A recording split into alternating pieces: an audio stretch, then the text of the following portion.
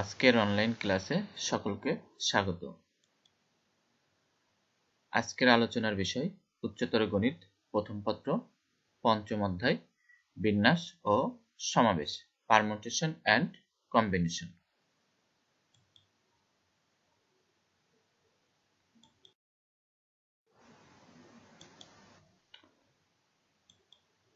আলোচনায় আমি সাইফুল আলম পলাশ, lecturer mathematics, SMA আহাদ college.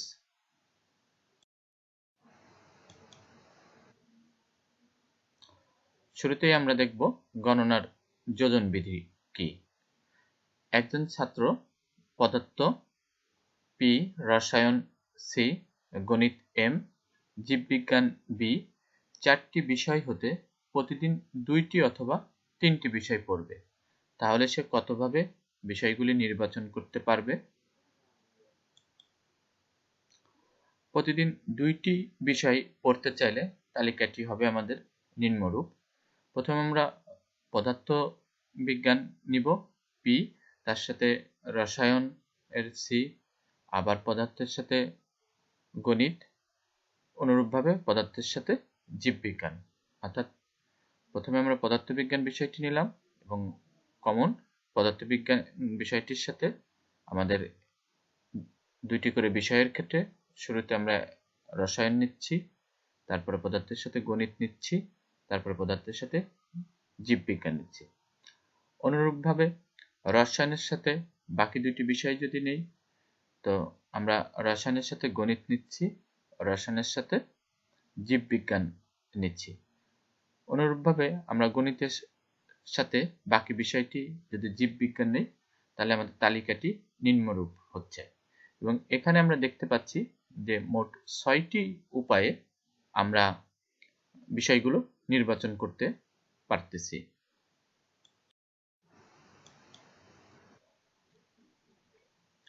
প্রতিদিন 3টি বিষয় পড়তে চাইলে তালিকাটি আমাদের হবে নিম্নরূপ। তোমরা পদার্থবিজ্ঞানের সাথে বাকি 2টি বিষয় নিচ্ছি, কেমিস্ট্রি এবং গণিত। কেমিস্ট্রির সাথে বাকি 2টি বিষয় আমরা নিচ্ছি, গণিত এবং বায়োলজি। গণিতের সাথে বাকি 2টি বিষয় আমরা নিচ্ছি, বায়োলজি ও পদার্থ, এবং বায়োলজির সাথে বাকি 2টি বিষয় আমরা পদার্থ এবং কেমিস্ট্রি নিচ্ছি। এভাবে আমরা দেখতে পাচ্ছি মোট 4টি উপায়ে আমরা বিষয়গুলো নির্বাচন করতে পারি। সুতরাং কাজটি অর্থাৎ 2টি অথবা 3টি বিষয় নির্বাচন আমরা 6+4 বা 10 উপায়ে করতে পারি। একেই বলা হবে আমাদের গণনার যোজন বিধি। তো আমরা বলতে পারি একটি কাজ x সংখ্যক বিভিন্ন উপায়ে এবং আবার কাজটি y সংখ্যক বিভিন্ন উপায়ে করতে পারলে একত্রে কাজটি আমরা x+y সংখ্যক ভিন্ন ভিন্ন উপায়ে করতে পারি, এবং এই ভিন্ন ভিন্ন উপায়ে করাকেই বলা হবে গণনার যোজন বিধি।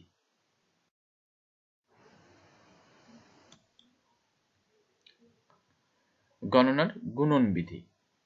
এক ব্যক্তি ঢাকা থেকে চট্টগ্রাম 3 ভাবে যেতে পারে এবং চট্টগ্রাম থেকে কক্সবাজার 2 ভাবে যেতে পারে, তাহলে ঢাকা থেকে চট্টগ্রাম হয়ে কক্সবাজার যাওয়ার উপায় নিম্নরূপ।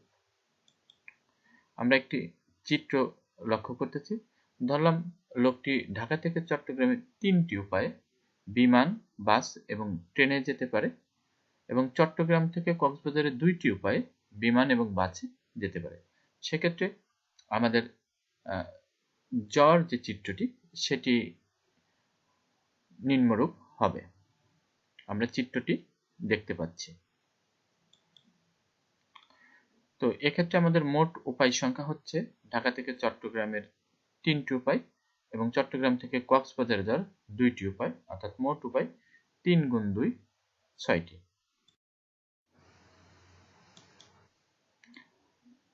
অতএব একটি কাজ যদি x সংখ্যক বিভিন্ন উপায়ে সম্পন্ন করা যায় এবং উপায়গুলির যে কোনো একটি উপায়ে কাজটি সম্পন্ন করে যদি দ্বিতীয় একটি কাজ y সংখ্যক বিভিন্ন উপায়ে সম্পন্ন করা যায়, তাহলে কাজ দুটি একত্রে আমরা এক্স গুণ ওয়াই উপায়ে সম্পন্ন করতে পারি।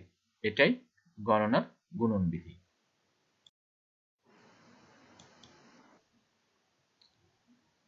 Factorial N, N factorial. N ধনাত্মক পূর্ণ সংখ্যা অর্থাৎ ন্যাচারাল নাম্বার হলে সাংকেতিক চিহ্ন এন ফ্যাক্টোরিয়ালকে ফ্যাক্টোরিয়াল এন বলা হয় এবং এটি দ্বারা প্রথম এন সংখ্যক স্বাভাবিক সংখ্যার গুণফল বোঝায়। অর্থাৎ এন ফ্যাক্টোরিয়াল সমান N into N minus one, N minus two, N minus three, dot dot dot 3 to 1। এখানে আমাদের এন থেকে শুরু হবে এবং একটি একটি করে সংখ্যা কমতে কমতে আমাদের সর্বশেষ সংখ্যাটি হবে 1, কারণ আমাদের স্বাভাবিক পূর্ণ সংখ্যার গুণফল হবে। অর্থাৎ আমরা 6 ফ্যাক্টোরিয়াল মানে লিখতে পারি 6 ইন্টু 5, 6 এর থেকে 1 কম 5, 5 এর থেকে 1 কম 4, 4 এর থেকে 1 কম 3, 3 এর থেকে 1 কম 2, 2 এর থেকে 1 কম 1। অনুরূপভাবে 5 ফ্যাক্টোরিয়াল মানে আমরা লিখতে পারি এবং প্রত্যেকটি পদ গুণ করলে আমাদের 5 ফ্যাক্টোরিয়ালের ক্ষেত্রে হচ্ছে 120, 6 ফ্যাক্টোরিয়ালের ক্ষেত্রে হচ্ছে 720। অনুরূপভাবে 4 ফ্যাক্টোরিয়াল, 3 ফ্যাক্টোরিয়াল, 2 ফ্যাক্টোরিয়াল, 1 ফ্যাক্টোরিয়াল ইত্যাদি আমরা নির্ণয় করতে পারি।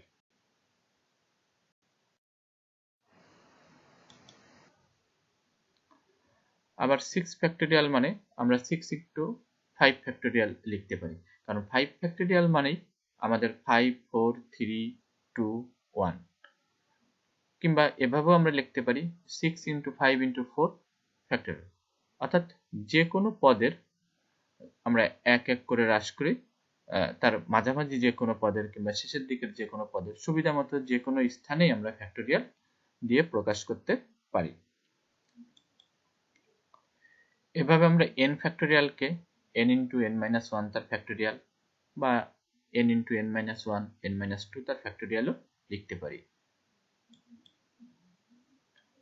এখন একটি আমরা প্রমাণ দেখব, মজার প্রমাণ। 0 ফ্যাক্টোরিয়াল সমান কিভাবে 1 হয়। আমরা একটু আগেই দেখে আসছি n ফ্যাক্টোরিয়াল সমান n into n minus one factorial. সূত্রটিতে আমরা n সমান 1 বসিয়ে পাই 1 তার ফ্যাক্টোরিয়াল সমান 1 ইন্টু 1 মাইনাস 1 তার ফ্যাক্টোরিয়াল, বা 1 ফ্যাক্টোরিয়াল মানেই তো 1 সমান আমরা লিখতে পারি 1 মাইনাস 1 মানে 0, 0 তার ফ্যাক্টোরিয়াল, অর্থাৎ 0 ফ্যাক্টোরিয়াল সমান 1।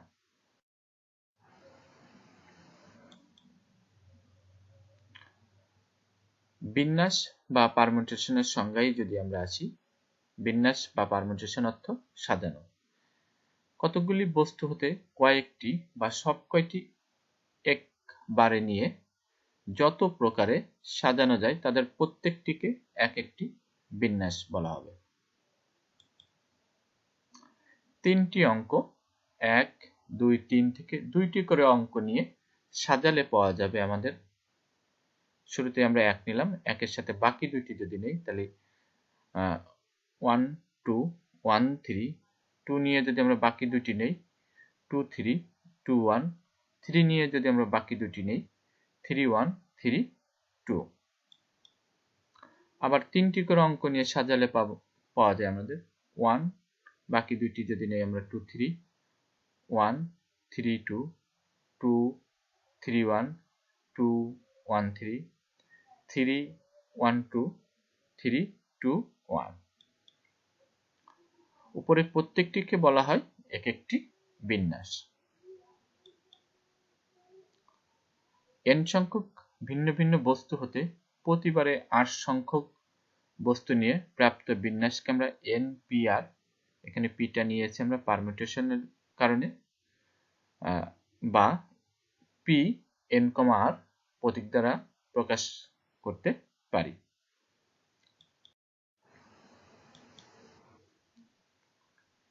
বিন্যাসের সংখ্যা নির্ণয়ের অর্থাৎ মোট বিন্যাস নির্ণয়ের বিভিন্ন সূত্র আমরা এখন লিখব।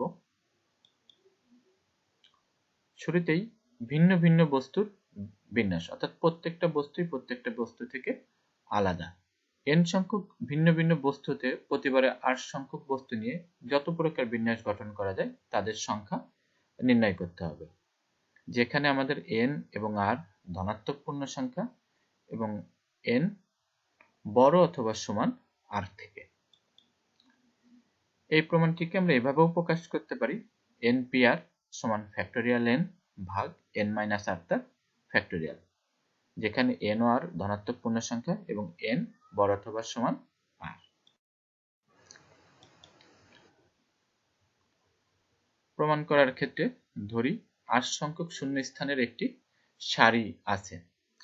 n সংখ্যক ভিন্ন ভিন্ন জিনিস হতে প্রতিবারে r সংখ্যক জিনিস নিয়ে এই শূন্যস্থানগুলি যত প্রকারে পূরণ করা যায় তাই নির্ণয় বিন্যাস সংখ্যা বা আমাদের npr এর মান। n সংখ্যক বিভিন্ন জিনিসের যে কোনো একটি জিনিস দ্বারা r সংখ্যক শূন্যস্থানের প্রথম শূন্যস্থানটি পূরণ করা যায় আমাদের n উপায়, অর্থাৎ প্রথম শূন্যস্থানে n সংখ্যক জিনিসের যে কোনো একটি জিনিসই আসতে পারে। অতএব প্রথম শূন্যস্থানের জন্য বিন্যাস সংখ্যা np1 সমান হবে আমাদের n। এরপর দ্বিতীয় শূন্যস্থানটিতে অবশিষ্ট আমাদের জিনিস থাকবে n-1, কারণ প্রথম শূন্যস্থানে আমরা n থেকে একটি জিনিস বসিয়েছি। বিভিন্ন উপায়ে বিন্যাসের যে কোনো একটি জিনিস দ্বারা, অর্থাৎ n-1 সংখ্যক জিনিসের যে কোনো একটি জিনিস আমাদের দ্বিতীয় শূন্যস্থানে বসবে। তো দ্বিতীয় শূন্যস্থানে আমরা n-1 এর জিনিস থেকে যে কোনো একটি বসাতে পারি। অতএব গণনার গুণন বিধি অনুযায়ী প্রথম দুইটি শূন্যস্থানে যদি আমরা বসাতে চাই, প্রথম স্থানে আমাদের বসছে n, দ্বিতীয় শূন্যস্থানে বসছে আমাদের n-1। অতএব একসাথে যদি আমরা গণনার গুণন বিধি অনুযায়ী লিখি, np2 সমান n into n-1।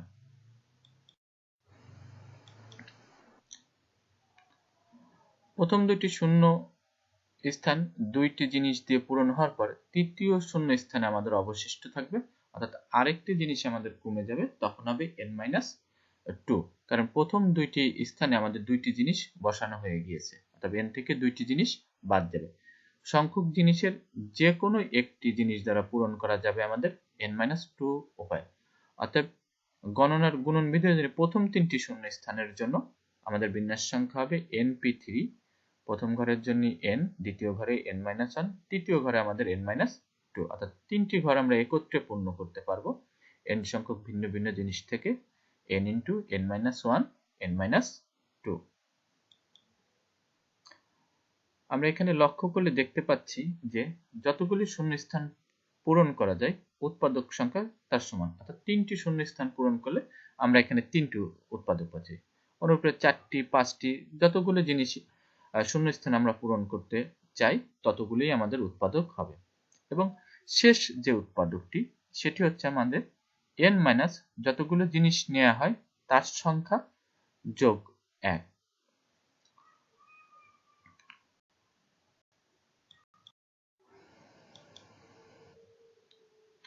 এভাবে 8 সংখ্যক শূন্যস্থান পূরণের বিন্যাস হবে 8 সংখ্যক উৎপাদকের ক্রমিক গুণফল, অর্থাৎ আমাদের npr সমান হবে n into n-1 n-2 dot dot dot n minus r minus 1,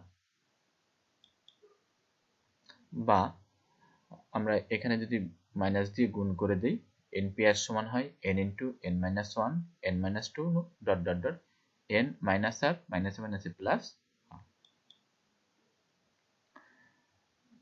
এখন আমরা লব এবং হরকে n minus r into n minus r minus r dot dot dot 3 to 1 দ্বারা গুণ করে পাই।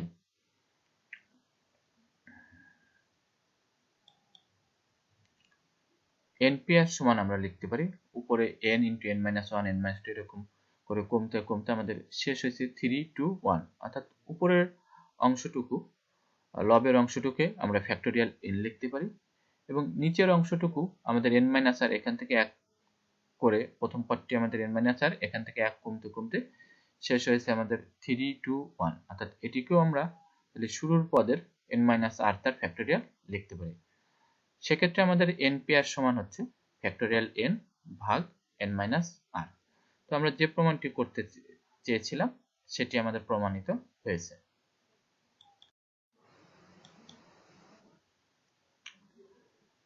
সবগুলো ভিন্ন নয় এরূপ বস্তুর বিন্যাস। টু টি ডাব্লিউ ও শব্দটির বর্ণগুলি ভিন্ন ভিন্ন, সুতরাং সবগুলি বর্ণ নিয়ে বিন্যাস হচ্ছে আমাদের টি ডাব্লিউ ও কমা টি ও ডাব্লিউ কমা ও ডাব্লিউ টি কমা ও টি ডাব্লিউ কমা ডাব্লিউ ও টি কমা ডাব্লিউ টি ও।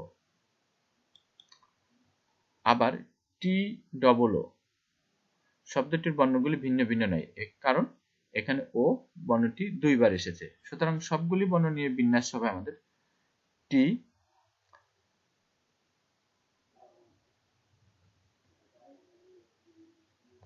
বিন্যাস হবে টি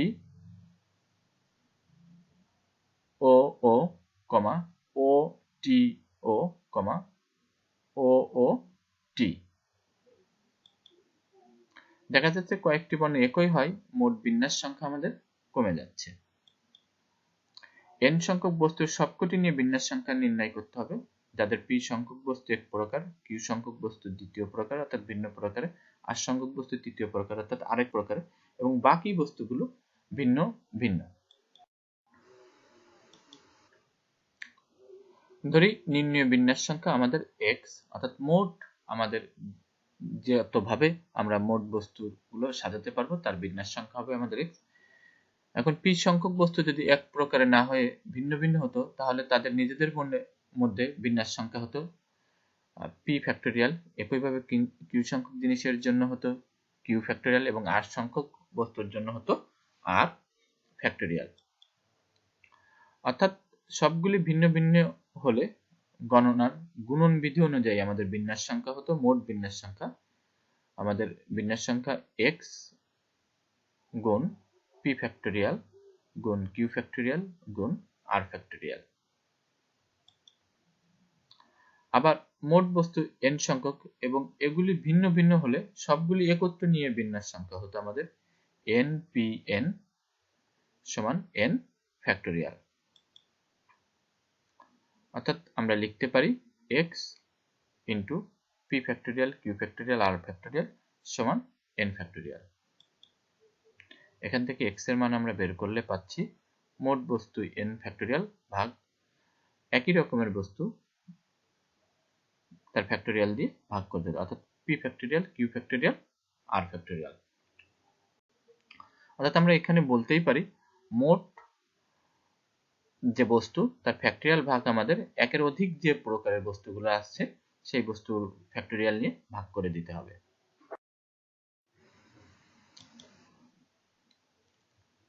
বস্তুগুলির পুনরাবৃত্তি ঘটতে পারে ওইসব ক্ষেত্রে বিন্যাস, অর্থাৎ একই বস্তু বারবার আসতে পারে, সেই ক্ষেত্রে আমাদের বিন্যাস কেমন হবে সেটি একটু দেখি।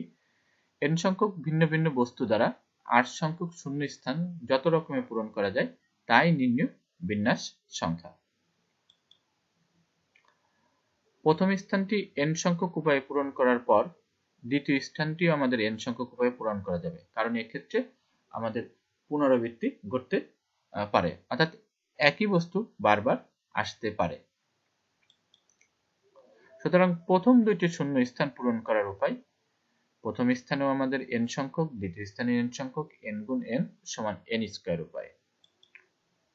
অনুরূপে তৃতীয় স্থানটিও n সংখ্যক উপায়ে পূরণ করা যায়,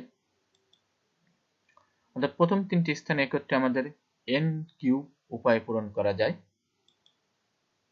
এভাবে r সংখ্যক স্থান যদি হয় আমাদের n to the power r উপায়ে পূরণ করা যাবে। যেহেতু আমরা তিনটি স্থান পূরণ করেছি n to the power q উপায়ে, সুতরাং 8টি স্থান আমরা পূরণ করতে পারবো n to the power r উপায়ে। অর্থাৎ নির্ণয় বিন্যাস সংখ্যা হবে আমাদের পুনরাবৃত্তি করতে পারে সেক্ষেত্রে n to the power r। কয়েকটি গুরুত্বপূর্ণ সূত্র আমরা এখন একটু লক্ষ্য করব।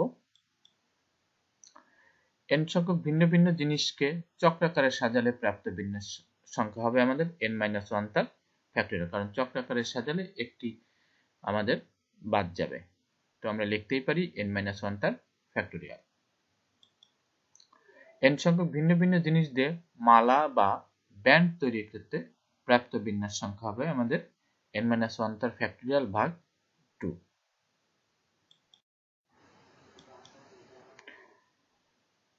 সকলকে ধন্যবাদ জানিয়ে আজকের ক্লাস এখানেই শেষ করছি। আশা করি সবাই ভালো থাকবো, সুস্থ থাকবো। আল্লাহ হাফেজ।